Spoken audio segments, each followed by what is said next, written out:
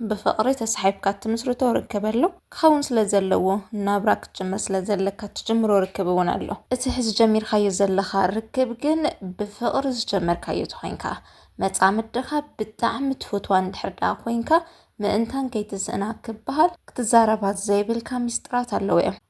أمونغو فقرات متحبب أكل يبلون قلصانينات كل لو كمو تخوينو ينويح اوان كتنح زخل كبهال سامع خانير كاك تخون تخل زوم لما عنت زنقرا كاميسترات كن مسبع لخات اللي أريخا يوم ناخد خان متعمدخا بتدقاقامي تتزاربات خوينكا بآخا تسفاك تقورزن قديفاتكا نخد كايدن يزقبرا سلازي قديفاتكا تخيد زي تدليا بالتعم تفكرا قوالا نستيتي بقولنا خان دحردا حرليا خوينا زوم لما عنت زنقرا كانت بتات كاب أفكا كيتوم لقوميخا مسبع لخات راح بميستر حزو قطرة حدا نحانت بالتعم تفكرا قوالا نستيتي كتتزاربات زي بلكا ولدخا بزعبا تزاربوخا نقرات فتصوم كي تزاربا يخا እዚ ነገር እዚ ንመጻምድ ናይ ምፍልላይ እትዋና ምኽንያት እዩ ክፈላለዩ ዝገብርዎም ብዙሕ ግዜ ቤተሰብ እዩ ቤተሰብ ናትካ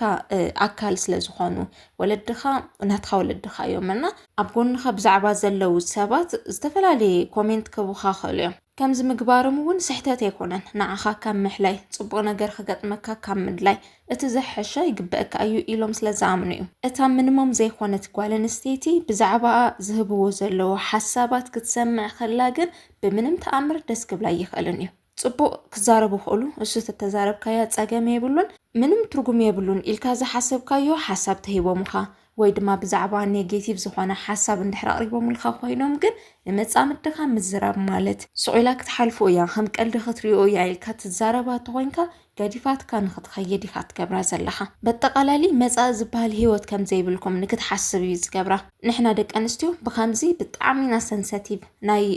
ወዲ ቤተሰብ እንታይ ይብሉና ኣለው ኣብ ቅድሚዮም ክንቀርብ ከለና ተቐባልነት ክህልወና ዶ ይኽእልን ዝብል ዓብዪ ሓሳብ ስለ ዝኾነና ናይ ወለድኻ ሓሳብ መፂኻን መጻምድኻ ተዘይትዛረባ ይሸካ ኢቨን ተዘይፈትዮም ዋኳሲ እስኻ ኢኻ ምስኦም ክትውድእ ዘለካ ፍቕረይ ከምዚ ኢልካ ክትረድእ ዘለካ እምበርሲ ከድካን መጻምድኻ ናተዛረብካ ክፈትው ክግበሪ እናበልካ እዚ ነገር እዚ ኣይፈተውዎን ዘለው እሞ ኣስተኻኽሊ እናበልካ ትዛረባ ትኾይንካ እሞ ብጣዕሚ ትፈትዋ ትኾይንካ ክትከስራ ኢኻ ስለዚ ናይ ወለድኻ ሓሳብ ናይ ቤተሰብካ ሓሳብ ፍጹም ንመጻምድኻ ከይትዛረባ እንድሕር ተፍቅራ ንመጻእ እውን ተሓስባ እንድሕር ደኣ ኮይንካ ተዘይኮይኑ ዋላ እኳ ተጸሚማው ዝነዊሕ ዝኾነ መንገዲ ተጓዒዝኩም ናብ ሓዳር ዋላ እተው ኣብ መንጎ ሰበይትካን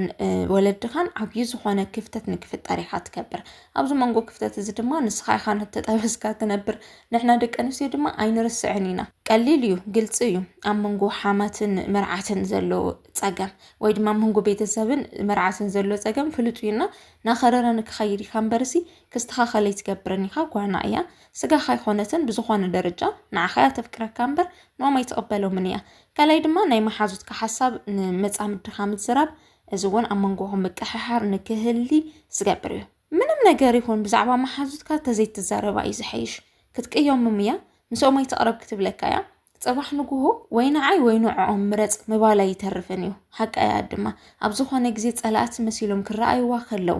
ብዛዕባ ስለ ዝተዛረቡ ጥራሕ ኣይኮነን ኣብ ህይወት ዘለዎም ምልከታ ኣብ ፍቕሪ ዘለዎም ምልከታ እንታይ ከም ዝመስል ብግልፂ ቋንቋ ተጉዑ ትኾንኩም ምስ መጻምድኻ እዚ ብፍቕሪ ይኣምንን እዚ ህይወት ከም ዝተበላሸወ እዩ እዚ ይጠቕመካ እናበለት ንኹሎም ኣቃቂር እናውፅአት ካብ ህይወትካ ንክርሕቆ እያ ትደሊ ተዘይኮይኑ ግን ኣብ መንጎኹም ምቅሕሓር ይፍጠር ንስኻ እውን ካብኣቶም ክትርሕቕ ኣይትደልን እሳ እውን እዚ ነገር እዚ ክትቀበል ኣይትደልን ኣብ መንጎኹም ዓብዪ ዝኾነ ፀገም ይፍጠር ምብግር ጨዋት ይመፁ ጭቕጭቓት ክመፅእ ከለዉ ብድሕሪኡ ድማ መንጎኹም ምርሕሓቕ ይፍጠር እቲ ዝነበረኩም ትምክሕሉ ፍቕሪ ናጠፍአ ይኸይድ ማለት እዩ ሳልሳይ ድማ ንኻልኦት ኣዋልድ ዘለካ ምልከታ ንመጻምድኻ ኣይዝረብን ነውሪ እዩ መብዛሕትኹም ኣወዳት በቃ ካብ ለዋህነት ተላዒልኩም ትገብርዎ ኣለኹም ገለገለ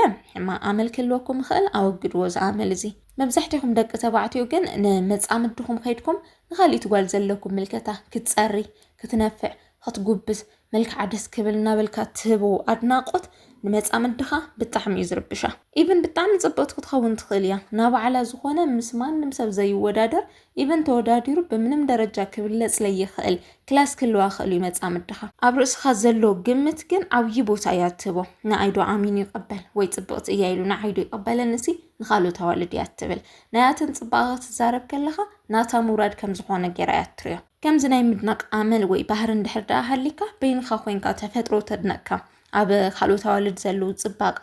ባህሪ ተሓሳስባት ተድነቕካ ፀገም የብሉን ምስ መጻምድኻ ኮይንካ ዝክትገብር ከለኻ ግን ዓብይ ክፍተት እዩ ዝፈጥር ብጣዕሚ እያ ትቐንእ ካብኡ ድማ ከምዘይ ተፍቅራና ተሰማዓይ ኸይድ ከምዘይ ተኽብራና ተሰማዓይ ኸይድ እዚ ነገር ክፍጠር ከሎ ድማ ናይ ጭቕጭቓት መሰረት ይኸውን ኣሎ ማለት እዩ ትማለ ከምዚ ኢልካኒ በቅድመ ማለ ከምዚ ገይሩ ምስ እከለ ኣብ ካልኦት ናይ ዋልድ ፖስት ናኸድካ ትጽሕፎ ኮሜንት ኳሲ ብጣዕሚ ዲቴይል ኢና ንርኢ ከምኡ ናውጋዕና ኢና ንውዕል ከምዚ ኢሉ ጽሒፍላ ከምዚ ገይሩላ ገለና ተባሃልና ስለንውዕል ብዝኾነ መንገዲ እዚ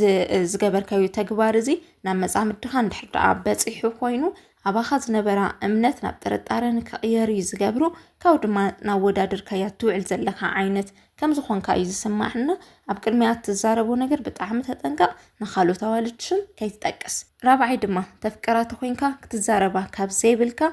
ድኹም ጎና እዩ ኸዚ መብዛሕትኡ ግዜ ቀልድና ምሰልኩም ትዛረብዎ ነገር ኣሎ ኣብ ዝኾነ ሰዓት መማኽርተ እዩ ኢላ ነጻምደ እዩ ኢላ كوف بلا تزاربك حلف سحلفته ببيتسب زقاطما ولا ايفن زحلفته فقراوي وتخون خل دخمتها تزاربك ما خرت الى سلاز حسبت مالتيو نا زخونه غزي قلد مسيلو ابل تسمعك غزي تدخم غنا الالخا دغيمخ تزاربا ወይ ክትስሕقሉ ወይ ክትብሽቃ ተዘይ ኮይኑ ድማ ከም ወግዕክ ተልዕሉ ክትመያይጥሉ أمانني نحنا والد ما نمسب كنقفنا يندلن هنا كل جزء كن موجس كل جزء كن دنق ينبرسي ده كما قلنا كم زلنا كنفلت عين دلن أما دما كاب تفكرو كاب زعمن كايو بعلخا كاب تزارب كايو سبع عفوت يكتسمعوا خلخا بتعم خبيدين وشتخا كم استخ حاجة يز السمعة تزي زاربو محشني إلى تحسبنا هم أسمعت للسمعك زاربت كده كما قلنا تليوا بقى زي ملعل دقيم خاب قدميا زي ملعل بقى كحلف مقبار كم زغير كنير كلكا دقيم خا كيتلعللا وشطها بطعم يزسبرو بطعم يزغدو قال خوينا يز ነገር ካዘለኹ መጻምድኻ ዘማኸረትካ ድኹም ጎኒ ተሊዋ ትድኹም ጎኒ መሊስካ ንባዕላ ይትረፍ ንሰባት ከይተሓስቦ ኢቭን ንባዕላ እውን ግን ደጊምኻ ከይተልዕለላ ኢኻ ካልእትና መወዳታ ነጥብ ድማ ንሕና ደቂ ኣንስትዮ ዘይንፈትዎ ብጣዕሚ ተፍቅራት ኮይንካ ክትልዕለላ ዘይብልካ ውድድር እዩ እትበካ ዘላ ፍቅሪ እተርእካ ዘላ ጽባቐ ንዓኻ ኢላ ትገብሮም ዘላ ነገራት ብምልኦም ምስ ማንም ሰብ ከይተነጻጽሮም ኢኻ መብዛሕትኩም መወዳት ትገብርዎ ምስ ኤክስኩም ዝነበረኩም ላይቭ ንመጻምድኩም ትዛረብዎን ንሳ ከምስ ትገብረለይ ነይራ ምስኣተ ዝኸውን ከምዝ ምኾንኩ ነይራ